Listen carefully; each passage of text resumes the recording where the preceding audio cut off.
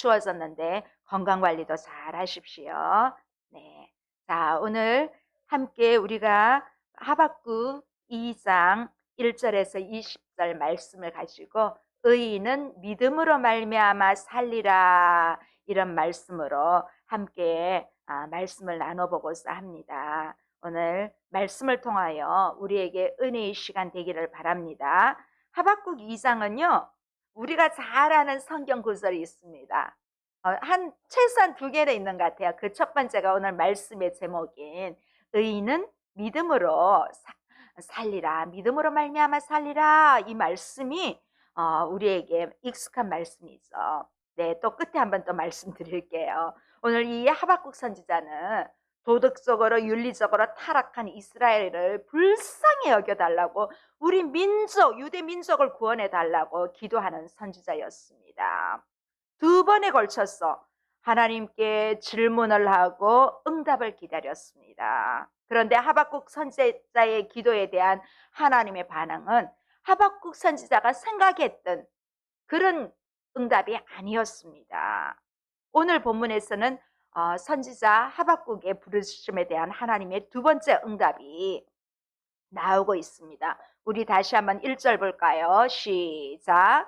내가 내 파수하는 곳에 서며 성루에 서리라. 그가 내게 무엇이라 말씀하실런지 기다리고 바라보며 나의 질문에 대하여 어떻게 대답하실런지 보리라 하였더니, 자, 하박국은 파수꾼처럼 직접 성루, 그 망대 있잖아요. 전쟁할 때 망보는 그 망대에 자리를 잡고 서서 하나님이 무슨 말씀을 하실지, 자신의 질문에 어떻게 대답하실지 기다리고 있습니다.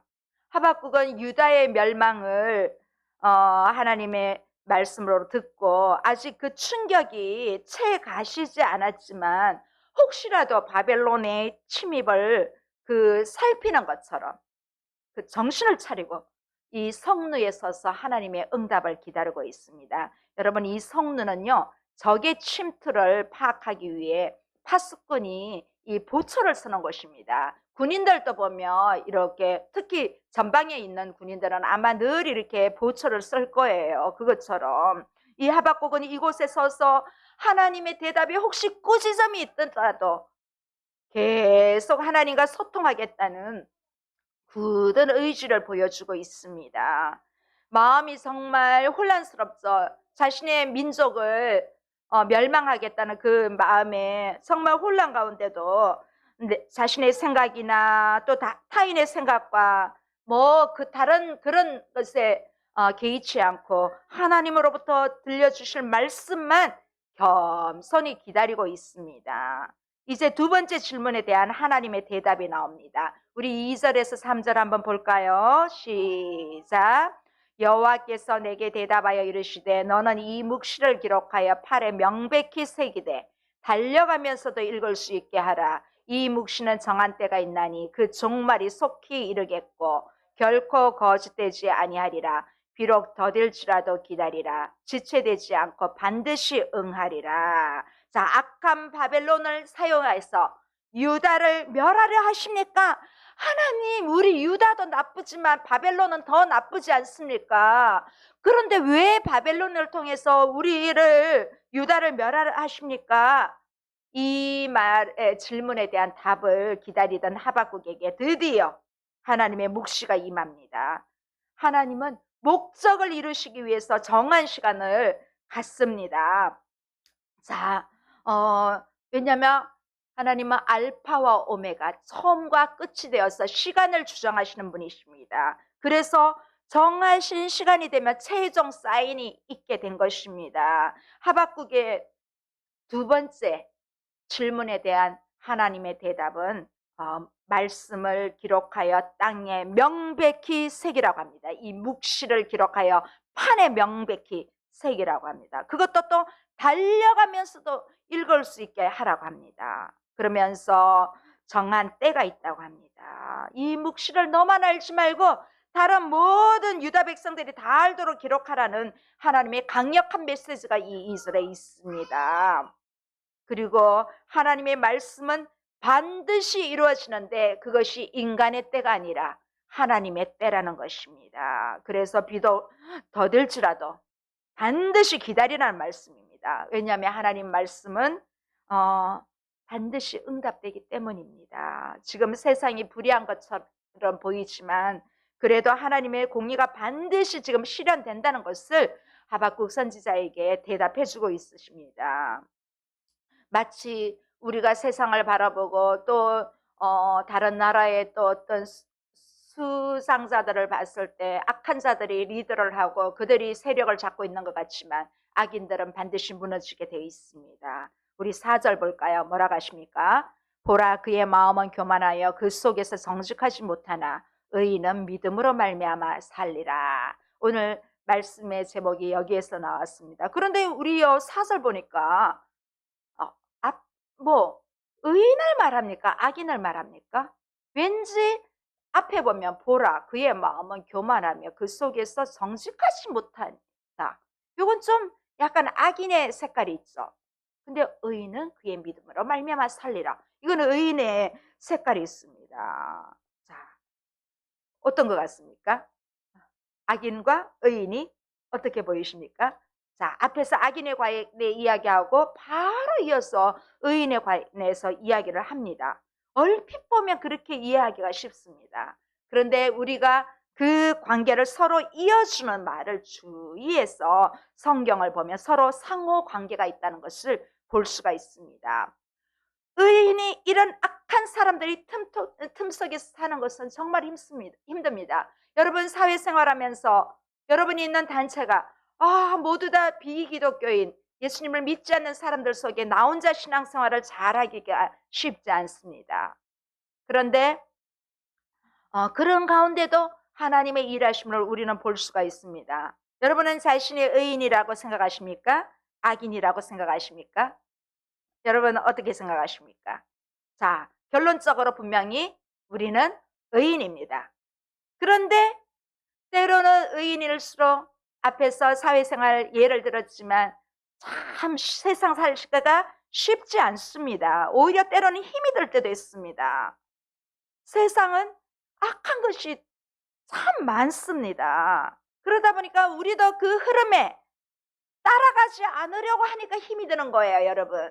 그냥 누가 멀더라도 나는 마이웨이, 나의 길을 가리라. 나는 예수 이름으로 나아가겠노라 하면 그냥 괜찮은데 우리는 사회생활 속에서 보면서 한 발은 내가 예수님을 떠나서는 이 신앙을 떠나서는 살 수 없어.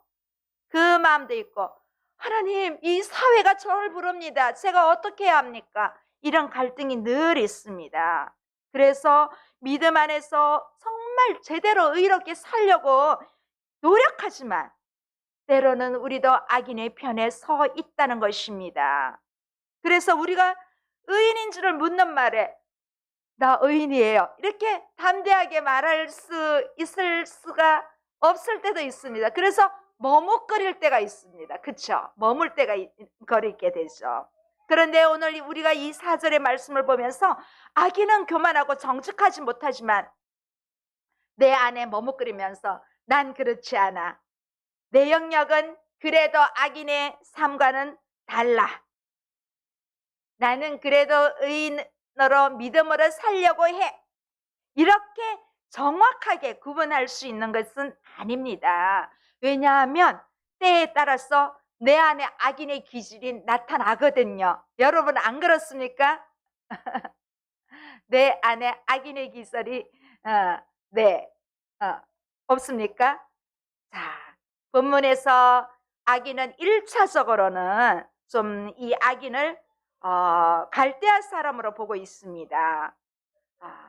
갈대아 사람을 죄인이라고 부르는 것은 그 죄의 개념 속에는 하박국의 민족인 유대 사람에게도 있다는 것입니다.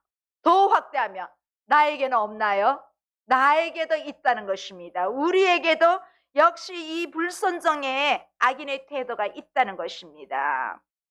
그래서 의인은 믿음으로 말미암아 산다고 할 때 우리 자신이 믿음으로 살지 않으면 우리 역시 이 유다처럼 바벨론처럼 영원히 죽게 된다는 것입니다. 그렇다면 의인은 어떤 사람입니까? 의인이라고 해서 죄를 짓지 않는 것은 아닙니다. 네, 우리가 성경 공부할 때도 얘기했죠.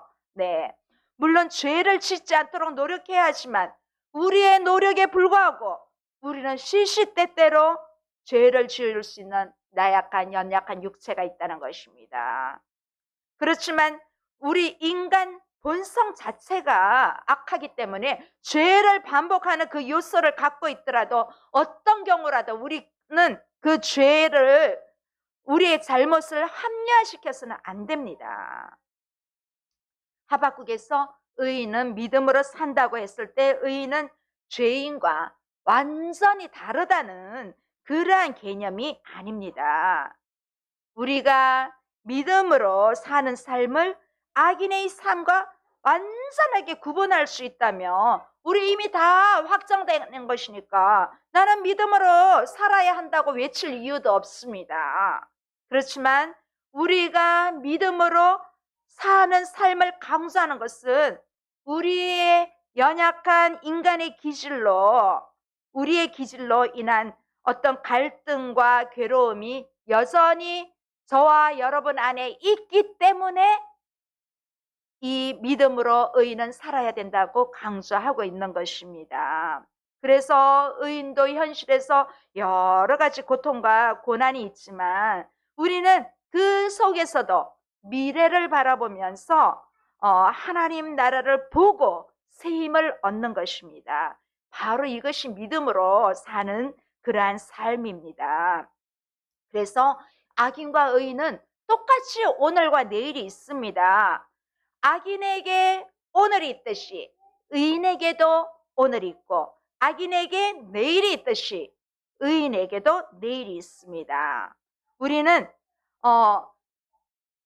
의인으로서 믿음으로 산다는 것은 꼭 오늘에만 국한하지 않고 우리의 오늘의 시점에서 오늘 지금 현재만 바라보는 것이 아니라 내일의 미래를 바라보고 함께 나아가는 것이 믿음으로 사는 의인의 모습이라는 것입니다.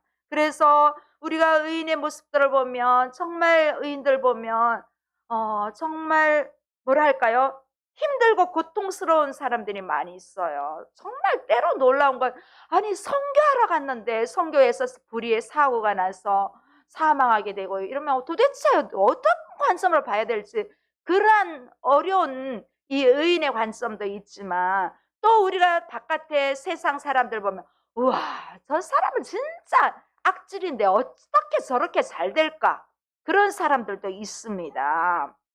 자, 오늘 본문은 하나님께서 바벨론이 왜 유다를 사로잡아 가도록 하시는지에 대해서 말씀하고 있습니다. 우리 5절 한번 볼까요? 다시 한번요. 5절. 그는 술을 즐기며 거짓되고 교만하여 가만히 있지 아니하고 스올처럼 자기의 욕심을 넓히며 또 그는 사망 같아서 족한 줄을 모르고 자기에게로 여러 나라를 모으며 여러 백성을 모으니 자 오늘 여기에 악인의 모습이 어떻습니까? 그들은 교만함으로 가만히 있지를 않습니다. 이 교만하단 말 여러분 잘 아시죠? 자존심을 드러내면서 자신의 잘못된 것을 전혀 인정할 뿐만 아니라 자신의 잘못된 평가조차도 모르는 그러한 개념이 이 교만 안에 있습니다. 자신이 잘났다고 생각하고 실제적으로 자기의 나쁜 본성을 잘못으로 보지 않습니다. 한마디로 자기 잘난 맛에 사는 사람이 교만한 삶입니다. 그런데 문제는요. 어느 정도의 차이가 있지. 내 안에도 다 그런 게 있거든요. 문제는 나는 저 사람보다 난 정말 작지만 있다는 것입니다. 내 안에도 이 교만이 때로는 스물스물 막 일어나고 있을 때가 있지 않습니까? 네, 우리 바로 이 갈대아 사람 바벨론을 향하여 이렇게 말하고 있습니다. 또 모든 가치 판단이 자기 자신에게 있습니다. 그래서 교만은 사람의 성품 자체를 부정직하게 만들어요. 거짓말하게 만들어요. 거짓말의 아비가 누굽니까?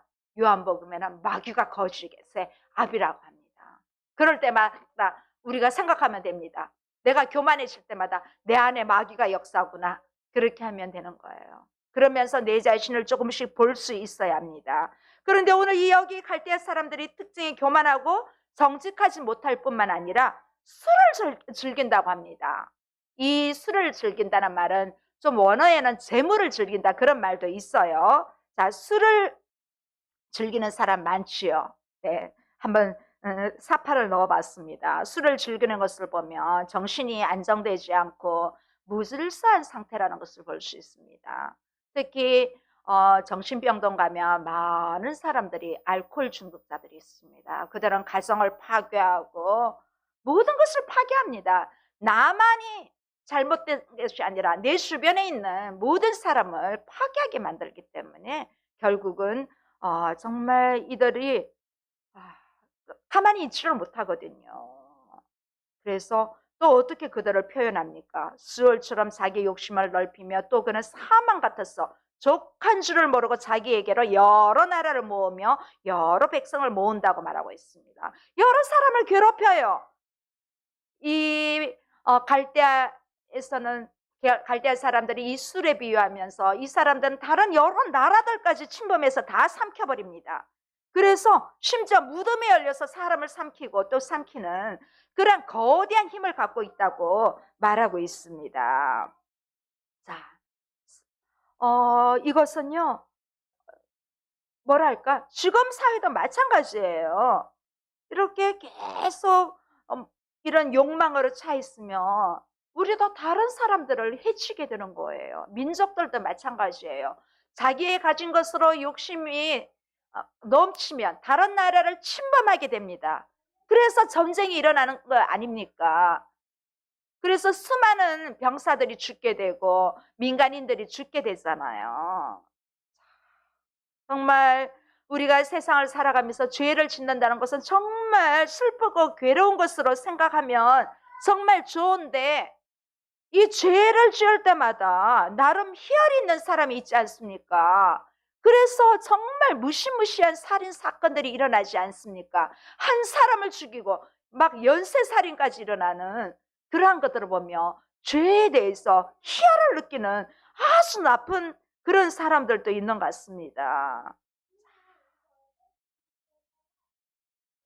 우리는 이러한 모습들에서 회복되어야 됩니다. 혹시 나는 그런 것이 없어. 조금은 질은 다르지만 내 안에도 그런 것들이 가득 차 있다는 것을 볼 수 있습니다. 그런데 내 안에 이런 것들조차도 전지전능하신 하나님은 다 보고 계신다는 사실을 우리가 알아야 합니다.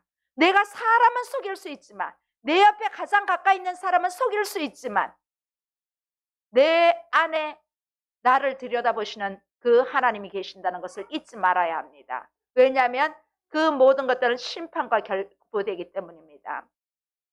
여러분, 우리 하나님은 우리의 머리카락까지 숫자까지 다 센다고 하십니다. 우리의 머리카락까지 다 센다고 하시는 것은 우리 인생에 내가 걸어가는 족적 모든 것을 다 아신다는 것입니다. 우리는 가까이 있는 사람만 모르게 속이면 된다고 생각하지만 그거는 아닙니다. 때로는 그렇게 하다 보면 내 양심이 나를 막 칠 때가 있지 않습니까? 내 양심이 칠 때 하나님이 보고 계시구나. 그 시간표를 저와 여러분이 깨우치기를 바랍니다. 오늘 6절에서 19절까지는 화 있을진저, 우리 신약에서도 많이 보았죠. 예수님이 화 있을진저 이 말씀을 하셨습니다. 오늘 하박국에도 화 있을진저가 5번이 나옵니다. 이렇게 화 있을진저를 5번의 단락을 이루면서 바벨론의 죄악을 고발하고 있습니다. 이 단락은 하나님의 두 번째 대답으로 부가적인 계시로 이해하면 되겠습니다. 자, 첫 번째 화 있을진저 6절에서 8절입니다. 우리 함께 보도록 하겠습니다. 시작. 그 무리가 다 속담으로 그를 평론하며 조롱하는 시로 그를 풍자하지 않겠느냐. 곧 이르기를 화 있을진저 자기 소유 아닌 것을 모으는 자여 언제까지 이르겠느냐. 볼못 잡은 것으로 무겁게 짐진 자여. 자, 교만하고 거짓된 바벨론을 향하여 그 첫 번째 화는 바벨론이 여러 나라를 노략했음을 지적하면서 이제 똑같이 안갚음하겠다는 당할 것을 예고하고 있습니다. 이 안갚음은 열방이 바벨론의 패망을 뭐라고 합니까? 속담과 조롱하는 시, 옛날 성경에는 수수께끼로 나와 있는데 만들어서 조롱하는 모습으로 나타내고 있습니다. 열방과 민족을 쓸어 모으던 자는 이제 그 열방을 비웃었지만 때가 이르면 패망하여 바벨론, 갈대아가 웃음거리로 바뀔 것이라고 그렇게 말씀하고 있습니다. 여기 6절에 보면 언제까지 이르겠느냐, 이 말씀은 이제 끝났다, 이제 갈대아는 끝났다, 바벨론은 끝났다는 의미입니다. 이 바벨론은 자기 소유가 아닌 열방의 땅과 백성과 재산을 모아 늘려가는 자였습니다. 그리고 볼모가 뭐죠? 담보로 늘려 빚을 많이 진 자와 같다고 그렇게 말합니다. 자, 이런 사람에게 갑자기 억누를 자는 채무자들이죠. 괴롭힐 자, 압제자들이 들이닥치듯 바벨론을 약탈당하게 될 것이라고 그렇게 대답합니다. 첫 번째 화 있을진저. 바벨론이 위세를 높여가며 열방을 공격할 때, 백성을 죽이고 땅 성읍 주민에게 폭력을 행했대. 이제는 반대로 열방의 남은 백성이 바벨론을 노력하게 될 것입니다. 그래서 하나님은 메대와 바사 연합국을 일으켜 바벨론을 약탈할 것을 이미 계획하고 있으십니다. 자, 또 두 번째 화 볼까요? 두 번째 화 9절에서 11절 한번 볼까요? 아까 덜 읽었네요. 우리가 더 있는데. 네. 자, 두 번째 화. 자, 시작. 9절에서 11절. 재앙을 피하기 위하여 높은 데 깃들이라 하며 자기 집을 위하여 부당한 이익을 취하는 자에게 화 있을진저. 내가 많은 민족을 멸한 것이 내 집에 욕을 부르며 내 영혼에게 죄를 범하게 하는 것이 되었도다. 담에서 돌이 부르짖고 집에서 들보가 응답하리라. 여러분, 말씀이 좀 어떻습니까? 이 둘째 화는 특히 바벨론, 특히 왕의 이기심과 탐심을 책망하고 있습니다. 그래서 이 나라의 지도자, 헤드가 중요하다는 것입니다. 그래서 우리는 우리 정부에, 우리에게 세워주신 대통령님을 위해서 우리가 정말 기도해야 됩니다. 그분이 정말 바르게 정치할 수 있도록. 이 바벨론은 자기 나라와 왕소만 귀하게 생각해서 재앙이 닥칠 때 피할 수 있도록 높은 데 둥지를 튼 거예요. 높은 산 바위 틈에 자리를 잡고 적군이 쳐들어올 수 없는 그러한 곳을 마련하고 또 부당한 이익을 취해서 재산을 증축합니다. 그러다 보니까 이기심과 탐욕으로 가득 차 있게 되어 있습니다. 그런데 결국 어떻게 됩니까? 이 이기심과 탐욕의 결과는 수치심으로 바뀌어집니다. 백성을 가지치듯 잘라내는 것이 오히려 왕조의 수치가 되고 자신에게 죄를 짓게 만들게 된다는 것을 하나님께서 이 하박국의 두 번째 대답, 특히 이 두 번째 화에서 볼 수가 있습니다. 이 바벨론은 심판받을 것을 자초한 것이죠. 우리 가끔 아이들 중에도 보면 매를 부르는 아이들이 있습니다. 이 지금 매를 부른 것입니다. 여기 보면 담에서 돌이 부르짖고 집에서 들보가 응답되리라. 이 말이 무슨 뜻으로 보입니까? 담의 들과 나무로 만든 집에 들보가 빠져서 무너지는 모습이에요. 무너지는 모습으로 바벨론 왕조의 완전한 몰락을 이 말씀에서 보여주고 있습니다. 우리 세 번째 화 한번 볼까요? 세 번째 화 12절에서 14절입니다. 피로 성읍을 건설하며 불의로 성을 건축하는 자에게 화 있을진저. 민족들이 불탈 것으로 수고하는 것과 나라들이 헛된 일로 피곤하게 되는 것이 만군의 여호와로 말미암음이 아니냐. 이는 물이 바다를 덮음같이 여호와의 영광을 인정한 것이 세상에 가득하리라. 네, 가득함이라. 밑에 안 보이네요. 이렇게 세 번째 화로 바벨론의 그 불의로 이런 모든 것이 헛된 것임을 보여주고 있습니다. 성을 짓고 성을 세우는 일은 가정과 사회 건강을 이루는 것이므로 좋은 것인데 기쁜 일이지만 문제는 피와 불의로 건축한 성을 짓고 성읍을 세우는 일은 오히려 무너지게 합니다.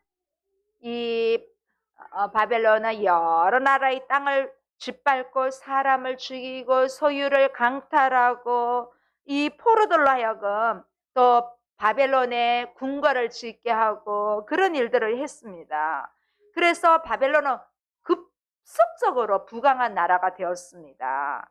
그런데 문제는 신속하게 몰락하는 것입니다. 완전 강대국으로 되었지만 하루아침에 끝났다는 것입니다. 왜냐하면 이 모든 일이 하나님의 주권 아래에 있다는 것을 이 바벨론은 지금 눈에 있는 오늘만 보이지 내일이 보이지 않았다는 것입니다. 바벨론은 그들이 저지른 폭력과 만행으로 세상을 알려주겠지만 하나님은 하나님의 영광을 인정하는 것으로 이 세상에 가득 채울 것이라고 합니다. 여러분, 이 24절 말씀도 우리가 하박국에서 유명한 말씀이지요. 자, 이제 이 말은 온 세상이 이제 바벨론의 멸망 소식을 듣고 하나님의 백성 이스라엘을 신원하고 원수를 심판하셨음을 깨달아 이제는 하나님의 권세와 능력을 알게 될 것이라는 것입니다. 바로 이 찬양이 여기서 나왔습니다. 물이 바다 덮음 같이. 여러분, 이 찬양 아시죠? 이 찬양이 이 말씀에서 온 것입니다. 자, 이제 네 번째 화입니다. 네 번째 화 15절에서 17절 한번 볼까요? 시작. 이웃에게 술을 마시게 하되 자기의 분노를 다하여 그에게 취하게 하고 그 하체를 드러내려 하는 자에게 화 있을진저 내게 영광이 아니요 수치가 가득한즉 너도 마시고 너의 할례 받지 아니한 것을 드러내라. 여호와의 오른손의 잔이 내게로 돌아올 것이라. 더러운 역이 내 영광을 가리리라. 이는 내가 레바논에 강포를 행한 것과 짐승을 죽인 것 그 사람의 피를 흘리며 땅과 성읍과 그 안에 모든 주민에게 강포를 행한 것이 내게로 돌아오리라. 이 바벨론에게 선포된 네 번째 화는 자신뿐만 아니라 열방까지 죄를 지어 심판받게 했음을 지적합니다. 그리고 또 이 내용은 술 마시는 비유로 기록되어 있습니다. 하박국은 바벨론이 열방에게 강압적으로 술을 마시게 할 뿐 아니라 분노도 쏟아내고 열방을 취하게 만들어 그들의 하체를 드러나게 함으로써 그 상대를 완전히 약화시켰다는 것이고 고발하고 있습니다.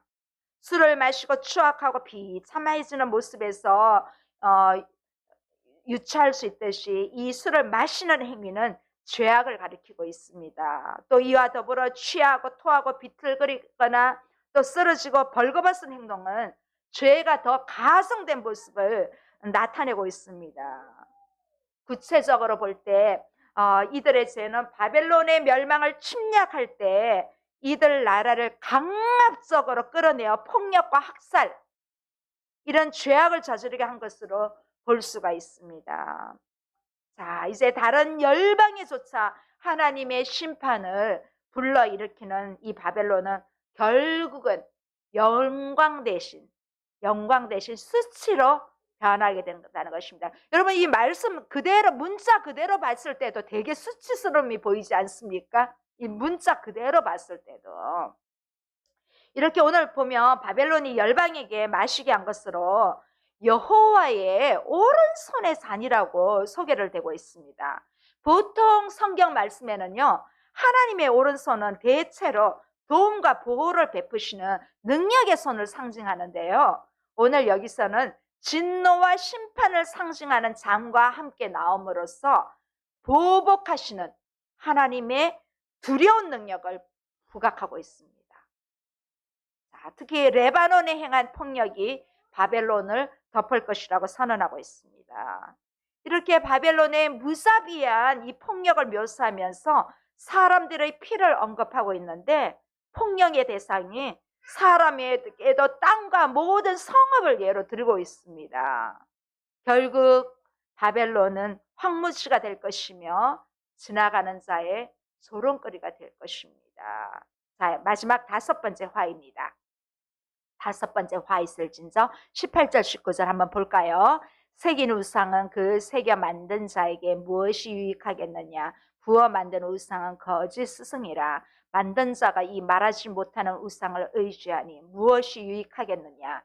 나무에게 깨라 하며 말하지 못하는 돌에게 일어나라 하는 자에게 화 있을진저 그것이 교훈을 베풀겠느냐? 보라, 이는 금과 은으로 입힌 것인즉 그 속에 생기가 도무지 없느니라. 그러면 하박국이 어려운 것 같지만 이렇게 또 성경을 보니까 눈에 보이지 않습니까? 1차적으로 이 문맥 그대로 보시면 여러분이 더 이해하기가 쉽습니다. 이 5번째 화는 마지막 화는 무엇에 대한 죄를 고발합니까? 여러분 지금 읽어보니까 뭐에 대한 죄를 고발하고 있습니까? 우상 숭배에 대한 죄를 고발하고 있습니다. 바벨론은 자신의 힘을 신으로 삼았을 뿐만 아니라 우상신을 의지하는 진짜 어리석은 자들입니다. 하나님 그들에게 뭐라고 합니까? 새겨 만든 자에게 무엇이 유익하겠느냐? 그렇게 조롱합니다. 자, 우상을 자신의 신과 승으로 삼아도 다 헛된 것입니다. 또 뭐라고 합니까? 우상을 제작한 사람이 자기가 만든 형상을 의지하는 것이 말이 됩니까? 여러분, 틀림없이 우상을 만드는 사람이 있지 않습니까? 그런데 내가 만든 우상에게 내가 섬긴다는 것은 우상화한다는 것이 말이 됩니까? 그 형상들이 들을 수나 있습니까? 말을 할 수 있습니까? 그리고 우상을 스승으로 삼는다 해도 그 가만히 서 있는 우상이 뭘 가르쳐 줍니까? 스승이 될 수 있습니까? 우상에게 기도를 한들 그 기도가 응답이 되겠습니까? 결국 이 모든 것이 죽음의 심판을 면치 못하게 된다는 것입니다. 아무리 우상 앞에서 깨서서 일어났었어. 여러분 엘리야가 바알의 선지자들이 막 외칠 때 깨서서 일어났었어 했던 그 연상이 일어나지 않습니까? 아무리 만든 우상에게 깨라고 말한들 요동이 있겠습니까? 나무나 돌에 금과 은을 입힌다고 해서 그 속에 호흡이 있는 것이 아닙니다. 죽은 모습입니다. 자, 오늘의 결론입니다. 20절 보겠습니다. 함께 보시겠습니다. 오직 여호와는 그 성전에 계시니 온 땅은 그 앞에서 잠잠할지니라 하시니라. 자, 하박국은 하나님의 생각과 계획이 자신이 정말 짐작할 수 했던 것과는 전혀 너무나 다르지만 하나님이 말씀하신 대로 그 뜻을 이루실 것임을 받아들입니다. 하나님의 성전에, 여호와는 그 성전에 계신다. 이 말씀은 이스라엘의 언약의 왕으로서 하나님의 임재가 전제하며 하나님의 통치는 견고하다는 것을 보여주고 있습니다. 온 땅에 뭐라고 합니까? 여호와 앞에서, 그 앞에서 잠잠할지니라.